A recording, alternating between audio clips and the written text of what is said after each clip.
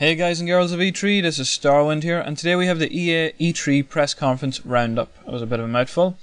So what was expected of this? We were expecting some Dead Space, a lot of sports games, and I think we were expecting a bit about Crysis. We weren't too sure, but I'm sure they're going to kick something about Crysis at us during it. So in the entrance they just done a big montage, a big pile of games, a bit of gameplay, it was all flying by.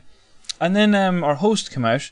And it was strange. I think there's a lot of negative criticism about this. He came out, our host, and he was like, years ago you bought a game, and when you bought the game, all you got was the game. You got everything about the game, but that was it. The game was done.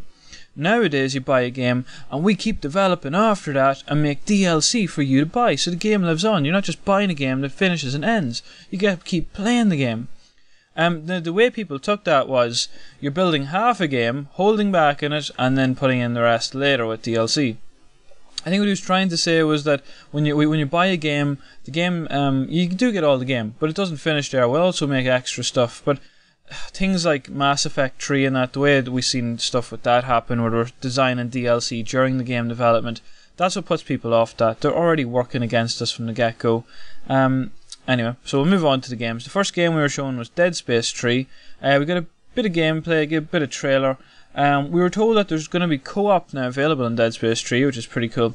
The gameplay was identical to Gears of War in every way. It was all moving and stuff. It was just all the way it moves and stuff. The movement in it was very like it. Its release date is February 2013, so it's actually not too far away. Next big game, there's loads of stuff about this, was Madden 13. We got a trailer, we got some gameplay and footage. It's powered by the new Infinity engine, which makes it look beautiful. And it's got this new thing, a social integration called Connected Careers, which I just thought looked amazing. So what was the social integration? It was, they're going to have it so that you have a career online, kind of like FIFA and all them games, and you're going to play against your friends and you'll build up your career. It's kind of like having a character in a game like Warcraft. You're going to have levels and gear and all that type of stuff. You're going to build it up over time, but I like that. It's going to be available on like all your handhelds and all that, so you can check out all your gear and stuff, just the way Warcraft is. And they're actually bringing Twitter into the game for this game, so I thought that was pretty cool. Then we moved on to SimCity. There was two variations of this. We had SimCity Social, which is coming to Facebook, and it was completely bashing on Farmville.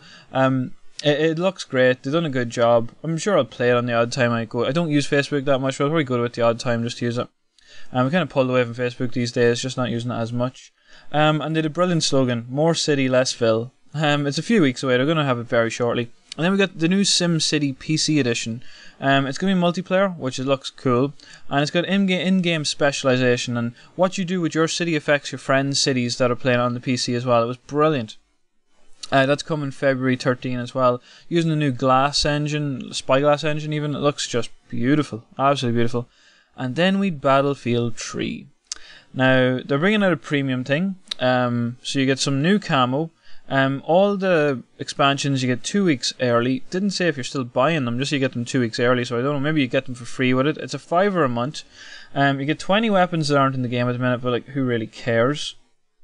You get some dog tags, don't think anyone cares about that either. And that was pretty much it. Nothing really given on it or anything. It was just I don't know, I don't think people are going to buy into it. But the next thing was brilliant. Star Wars Knights of the Old Republic. So from July we're going to have, people can play free to level 15, so you can test out the game at level 15, see what you think. They're pretty much bringing in an expansion without you paying for it. They're like, hey, these people are paying so much a month, you know what, here's a free expansion for you for playing for so long, and they're giving us all that money every month. Why not give them this free game? And I always wonder this about Warcraft. We're giving them so much money each month, and they don't give us much free stuff that's of any worth or value. But they're giving like a new hardcore mode, so when you get to level 80 and you've completed, there's going to be a hardcore mode for you to play in. There's going to be new PvPs, new battlegrounds, a brand new planet to explore, just tons of stuff. And it's worth checking out the trailer just to see all the amount of stuff that's coming to it. Absolutely brilliant. Next thing was FIFA 13. Next thing was Medal of Honor Warfighter. Real world event missions, so things that actually happen in real life, like the pirate stuff and all that, all been done. There's a multiplayer campaign. Looks very Call of Duty-esque. They must be moving in that direction. Then we had FIFA 13. This fall it's coming out. You have a FIFA 13 profile careers. It moves over from FIFA 12, the one you had. You get bonuses for moving from FIFA 12, so if you buy the new game, it's a bonus. And there's an iPhone app to see your auctions and stuff. Also, another game they're moving towards a Warcraft-esque model. And then we had Dana White come out for UFC. So Dana White came to the stage, and all the EA issues were resolved with money, no doubt. Money, just the savior of the world. And so they have a contract for a good few years from what they said, and it was just this awkward conversation. I think Dana White was just like, yeah, whatever, we got your contract, I'm getting out of here. Then we had Need for Speed Most Wanted. So it's the whole chasing Most Wanted points, because it's very like Burnout actually. The online leaderboards, looks really great, out October 30th, I'm sure I'll buy it. Yeah, it reminded me of Burnout, pretty much, that was it. It just reminded me of Burnout. I was thinking Burnout the whole way through it. And then we had an absolutely beautiful demo of Crysis 3. More urban rainforests and stuff they're really going for. A bit of archery and stuff during it, gameplay, and we got a demo as well. It's out February 2013. I'm just going to leave you with a bit of action from it here, just so you can see just how beautiful this game is looking at the moment. Here you go.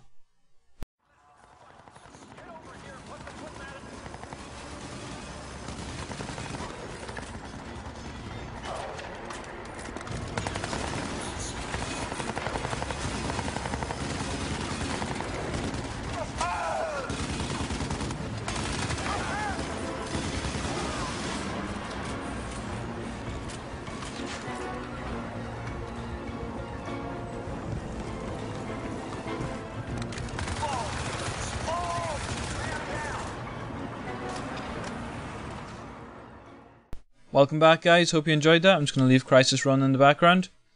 So I'm going to give you my roundup. So a lot of controversy over the DLC. In my opinion, if they do it right, it'll be great. Mass Effect 3 kind of ruined the DLC thing. They really just... People hate it now, and it's become something that it would be something beautiful if it was, where after a game's finished, to keep developing DLC it'd be great, but when they're mid-game developing DLC, it's a disappointment, and hopefully they won't do that. We're looking for that not to be the thing, so just what we're looking forward from it. The Dead Space 3 looks amazing. A lot of sports games, not really into them myself, but the Madden and FIFA do look brilliant. If you're into that sort of thing, and it's a crossover from Warcraft, you can't beat that. The SimCities look brilliant. Star Wars Knights of the Old Republic, free games! They're giving us free expansions. Come on, you can't get better than that. Medal of Honor looks class, gonna get it. Need for Speed looks brilliant, gonna get it. Crysis, what can you say? Look at it, it's just beautiful. And then, so I'll just give you a proper roundup on it. In my opinion, they had the best lineup.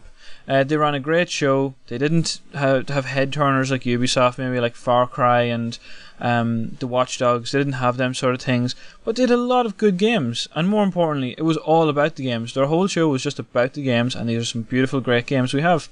So EA, we salute you. It was good. They done a good show, and well on them. So I'm just going to finish up my E3 summary with a roundup of everything. So I'm going to do one last video, just who won and everything about it. So till then, guys, adios.